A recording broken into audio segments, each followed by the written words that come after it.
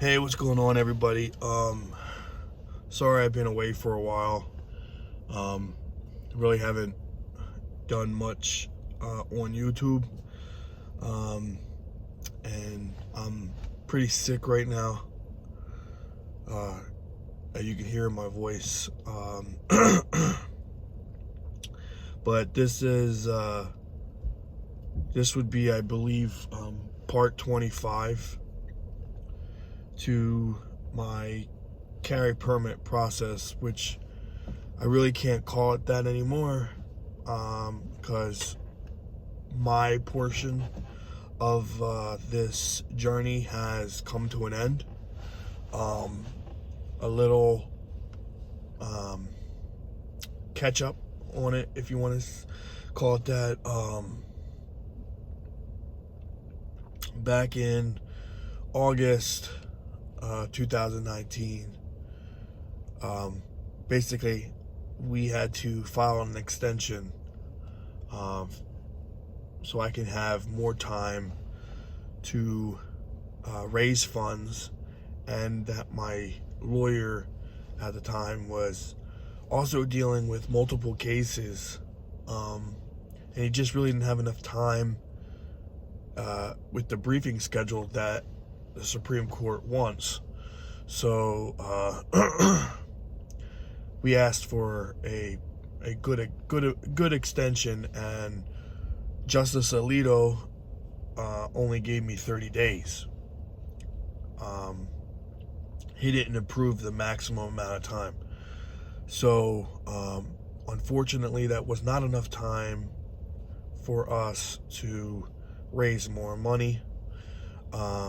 It was, though, enough time that my lawyer would have been able to submit the right of certiorari to petition the Supreme Court to take our case, but it would have really hurt Mark's case by taking funds away from him. So we decided the best interest of fighting this anti-Second Amendment, anti-constitutional laws within New Jersey was to focus it on one case. So we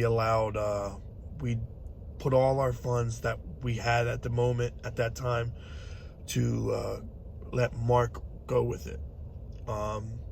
So Mark was put in the conference, like my last video said, and we got no word on his case. So it wasn't denied when it went to conference in October. It wasn't denied. It wasn't granted. It wasn't remanded back down to the lower courts. Pretty much wasn't nothing. We got no word whatsoever. Since then, it had multiple conferences, and his case was not on either one of those decisions neither. So still not denied, not granted. Now, just like the Gould case, like the Rogers case, like the Douglas Kleck, I don't know if I'm pronouncing his last name right, but there's 3 cases right there, and Mark's case, that are at the Supreme Court that have went to conference and has not been given an answer, whether they grant it or deny it. And me personally believe that has to do with the New York rifle and pistol case against New York City. Now, my earlier videos, I think I dove into it, but that particular case, I really don't have time to go back into it and tell everybody, but sorry. But it was finally heard at oral argument on December 1st. I believe it was December 1st. I could be wrong, but I believe it was December 1st. In that oral argument, they pretty much wasted, I don't know, wasted's the right word, but they pretty much used almost a full hour to talk about the mootness part of the case. They didn't really go into the crux of the case or anything like that. They talked about if the case was moot or not, because New York changed their laws and New York City changed their ordinance. But that case, though many people don't like it, on a part that I have an opinion about, is I think there has some weight on if it's not moot. Okay, if it's not moot and the case actually moves forward, there could be an issue of how the Supreme Court rules when it comes to the levels of scrutiny that Second Amendment cases should be ruled on the lower court. Now, some say strict scrutiny, which for most constitutional rights is the way it should be looked at, not intermediate or any other kind of shitty version of scrutiny. But then some will argue that no scrutiny, it should be looked at pure text and the meaning of what that text means. And to use some words from Heller on that, there should be no case-by-case determinations. There should not be an interest balancing approach, because all that stuff was done when they wrote the Second Amendment to begin with. The Second Amendment went through four amendment, what's the word I'm looking for? Went through 4 phases, on how it was written during the debates, before it finally was worded the way it was worded and what we see today. It was done that way for a reason. And the pure text is, it's separated by commas and certain points for a reason. That's for another video, I guess. But it's the reason why Anthony Scalia said that it's an individual right separated from militia. And that the right of the people to keep and bear arms shall not be infringed means exactly what it means. The right, meaning it was a pre-existing right, to keep and bear, to own and to carry, shall not be infringed. Shall not be infringed. And anything that infringes on that right is against the Constitution. Now, I'm still a believer that if you did something to lose your right, certain felonies, most felonies, then yeah, maybe you should not be the one carrying firearms anymore. But if you're a criminal that bad, you're probably going to get one anyway. But you see where I'm going with that. So I think the levels of scrutiny possibly could come into play when ruling, if it's not moot. The Supreme Court in its ruling could rule on the level of scrutiny or how future Second Amendment cases are ruled upon and handled. That alone is holding up all the other cases, because there's other cases not just ones from New Jersey that are fighting anti-carry laws right now. You got one from Massachusetts, you got one from Maryland, 3 from New Jersey, there's one out in California, there's one in I think the one of the districts in New York. That haven't made it up into the Second Circuit yet up there, but it's working its way through. You have the Young case in Hawaii. You have the Charles Nichols case in California. So there's a lot of other cases that are working its way through that the court is going to be bombarded with them, and they're going to have to take one because of the splits in the circuits and all these cases, they're going to have to make a choice. They're going to have to make a decision. So the way they rule, if they do a ruling or opinion on the New York case, is going to dictate all the other ones. The Young case is directly stalled until the ruling or the end result of the New York case. And the Charles Nichols case is kind of basically held because they can't rule on his case until the Young case is done. So they're kind of all pulling and back and forth. They're waiting on this one case. At least that's how I believe it's happening. God, man, I feel like crap. Sorry, guys, but I know I've been holding off too long, so I want to get this out there. And it's my lunch break, so screw it. So that New York case is holding up everything, in my opinion. Now, if they rule that it's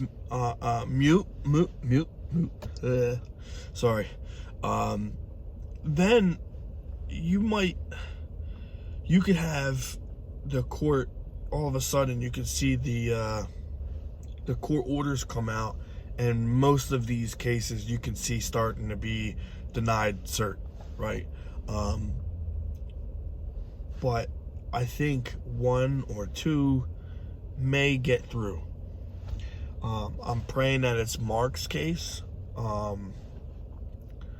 which would have, me and Mark's cases were almost identical, virtually identical. I mean, our reasons on why we applied were different, but the case itself, they were the same. So I might say our case or Mark's case or my case, they're all the same thing, same difference. So Mark's case really tears apart how things are being done in these May issue states. DC was one of them, which DC's law that was created after Heller was to say, okay, we'll issue carry permits now, but you're going to have a justifiable need or good cause, I think they called it, or good reason, I think DC might have called it. But almost word for word, their law was modeled right after New Jersey's. But in the Wren case, they won. That law was deemed unconstitutional, and it was almost word for word as ours. In New Jersey, meaning. And then you have Maryland. There is good and substantial reason requirement that you need to have in order to have your rights. And New York is good reason or good cause to have a carry permit. California is the same way. Hawaii, was the same premise, good reason or just cause to have it, but they didn't even issue a carry permit to anybody in 20 years. So even though they had that on the books that they could issue carry permits, they just didn't. New Jersey, roughly maybe about 600 carry permits are issued each year. And most of them are retired cops, politically connected, or in some instances, some sports athletes who are pretty wealthy, and they can they're like a target, so they can get them. But for the average people, you can't get a carry permit in these anti-gun states, anti-constitutional states. And for a little background for ones who are just catching up now on my videos or skipped ahead, it was a little depressing at the time, at one point in time, for my particular case, because I definitely had my glass half full.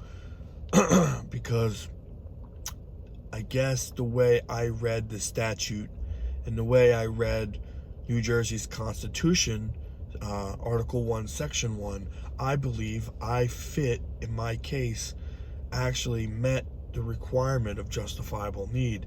Now, some people who are closer to me and know my case, they would say the same thing.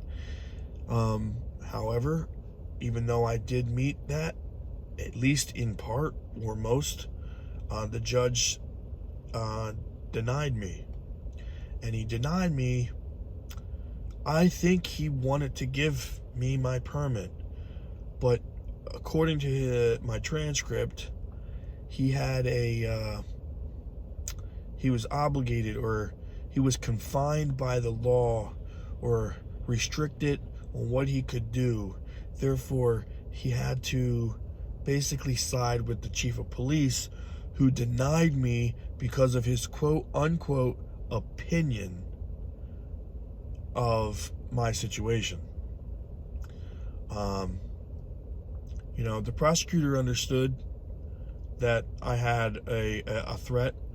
The judge understood that I had a threat, and even said that my threat would probably be long-standing and always be there. But yet it didn't raise the level to immediate threat or a specific threat that would create or put me in an immediate danger. Therefore, I don't have the right to have my right. So, so as it stands right now, Mark's case is on hold. Rogers is on hold. Gould's on hold. Douglas's case is on hold. Mine is technically dead. And we're all waiting on the New York case, which we might not even get a ruling on if it's moot or not until March. And then who knows, they could want another oral argument that is merit-based and actually argue the case itself, or they can just run with what they got and go by the briefs that were submitted and issue a ruling, and we might not have anything until June. So, and then if we don't have anything by June, that means all these cases that are waiting for that case will probably not get an oral argument date, possibly until next October. So we are probably more than a year away from getting an actual answer on the right to carry a firearm for self-defense outside the home. I wish it was different, but that's probably where we stand.